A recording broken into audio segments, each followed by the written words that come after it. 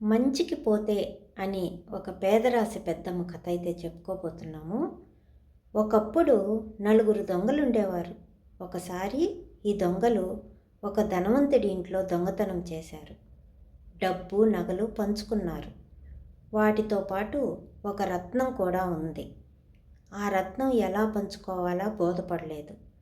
నాకు కావాలంటే నాకు కావాలి ఆ నలుగురు వాదులాడుకున్నారు. ప్రస్తుతం మన దగ్గర ఉన్న సొమ్ముతో కొన్నాళ్ళు గడుపుదాం, డబ్బు అవసరమైనప్పుడు చూసుకోవచ్చు. అందాక ఈ రత్నాన్ని ఎవరైనా నమ్మకస్తుడి దగ్గర దాచిపెడదాం అని ఒకడు ఉపాయం చెప్పాడు. పేదరాశి పెద్దమ్మ అంటే మంచితనం, పరోపకార బుద్ధి ఉంటుంది కాబట్టి ఆమె దగ్గరికి వెళ్ళారు. నలుగురు రాగానే పెద్దమ్మ వారిని సాదరంగా ఆహ్వానించింది. పెద్దమ్మ, మేము పొరుగురు వెళ్తున్నాం, ఒకరోజు ఇక్కడ ఉండనిస్తావా అని అడిగారు దొంగలు. అలాగే బాబు అంది ఆమె. ఆ నలుగురు పెద్దమ్మ దగ్గర ఉండి వెళ్ళిపోయేటప్పుడు ఆమె చేతికి ఒక రత్నాన్ని దాచిన సంచి ఇచ్చి, పెద్దమ్మ, మేము తిరుగు ప్రయాణంలో వచ్చి తీసుకుంటాము. అందాక ఈ సంచి నీ దగ్గర భద్రంగా దాచి ఉంచు. మేము నలుగురు కలిసి వచ్చి అడిగితేనే ఇవ్వు అని చెప్పారు. అలాగే బాబు, మీరు నిశ్చింతంగా వెళ్ళిరండి అని పెద్దమ్మ ఆ సంచిని భోషాణంలో దాచింది. దొంగలు వెళ్ళిపోయారు. ఆ నలుగురిలో ఒకడికి ఎలాగైనా ఆ రత్నాన్ని తను ఒక్కడే దక్కించుకోవాలని ఆశ పుట్టింది. నమ్మకంగా ఉన్నట్లు నటిస్తూనే ఉపాయాలు అన్వేషించసాగాడు. కొన్నాళ్ళు గడిచిపోయాయి. దొంగల దగ్గర ఉన్న డబ్బంతా ఖర్చయిపోయింది. పేదరాశి పెద్దమ్మ దగ్గరకు వెళ్ళి దాచిన రత్నాన్ని తెచ్చుకొని అమ్ముకుందామని అనుకున్నారు. పెద్దమ్మ ఇంటికి వెళ్ళారు. నడిచి నడిచి బడలికతో ఇంటి ముందు కూలబడ్డారు. ఒరే, నువ్వు ఇంట్లోకి వెళ్ళి సంచి తీసుకురా అన్నారు అలసటగా. రత్నం తను ఒక్కడే దక్కించుకోవాలని ఆలోచిస్తున్న దొంగకి ఇది మంచి అవకాశంలా అనిపించింది.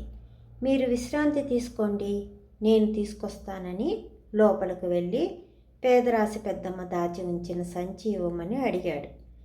ఏం బాబులు, సంచి ఇవ్వమంటారా అని పెద్దమ్మ లోపల నుంచి కేకేసింది. ఇవ్వు పెద్దమ్మ అన్నారు వాళ్ళు.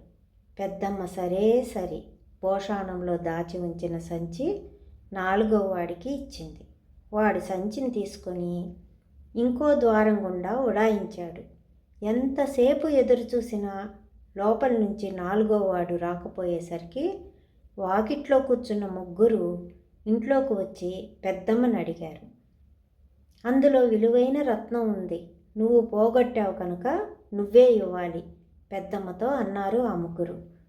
భగవంతుని సాక్షిగా అందులో ఏముందో చూడలేదు. ఇచ్చింది ఇచ్చినట్లు దాచాను. పెద్దమ్మ లబోదిబో అంది. అదేమీ కుదరదు, రాజుగారి దగ్గరికి పద అంటూ ముగ్గురు పెద్దమ్మని రాజుగారి దగ్గరకు తీసుకెళ్లారు. ఒప్పందం ప్రకారం నలుగురు వస్తేనే సంచి ఇవ్వాలి, కానీ ఒక్కడే వస్తే ఇచ్చావు. వాడు నీవు లాలూచి పడ్డారేమో, కాబట్టి ఇది నీ తప్పే, నువ్వు రత్నం ఇవ్వాల్సిందే అన్నాడు రాజు పెద్దమ్మతో. మహారాజా, బాటసారులకు ఇంత ఉడకేసి పెట్టి వారు ఇచ్చిన దానితో పొట్ట పోసుకుంటున్నాను.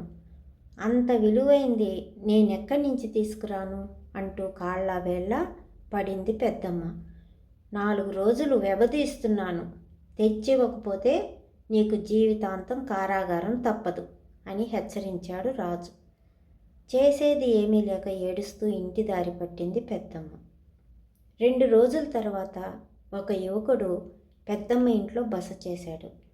పెద్దమ్మ, ఎందుకు ఇలా విచారంగా ఉన్నావు అని అడిగాడు.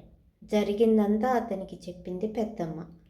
రేపు రాజుగారి దగ్గరకు నన్ను తీసుకెళ్ళు, నీ మనవడినని పరిచయం చెయ్యి అన్నాడు యువకుడు. ఆ మరునాడు రత్నం తీసుకొచ్చావా అని అడిగాడు రాజు. చిత్తం మహారాజా, తీసుకువచ్చాను అని దొంగల వైపు తిరిగి అని మనవడు అన్నాడు. మీ రత్నం మీకు ఇవ్వడం న్యాయం ఎప్పుడు? నలుగురు కలిసి వచ్చినప్పుడు. నలుగురు కలిసి రండి, అప్పుడు మీ రత్నం మీకు ఇచ్చేస్తాను అన్నాడు ఆ యువకుడు. సభలోని వారందరూ కరతాళ ధ్వనులు చేశారు. నిజమే, నలుగురు కలిసి రండి, వెళ్ళండి అని ఆజ్ఞాపించాడు రాజు. దొంగల ముఖాలు వెలవెలాపోయాయి. తల వంచుకొని అక్కడి నుంచి వెళ్ళిపోయారు. మంచి పని చేయబోయిన వారిని కష్టాలు పెడితే మంచి చేయడానికి ఎవరూ ముందుకు రారు. నా తప్పు నేను తెలుసుకున్నాను. నిరపరాధి అయిన పెద్దమ్మను వదిలేస్తున్నాను. సమస్యను యుక్తిగా పరిష్కరించిన ఈ యువకుడిని నా ఆస్థానంలో న్యాయాధికారిగా నియమిస్తున్నాను అని అన్నాడు రాజు. మంచికి పోతే అనే కథ అయితే ముగిసిందండి. కథ కంచికి మనం ఇంటికి.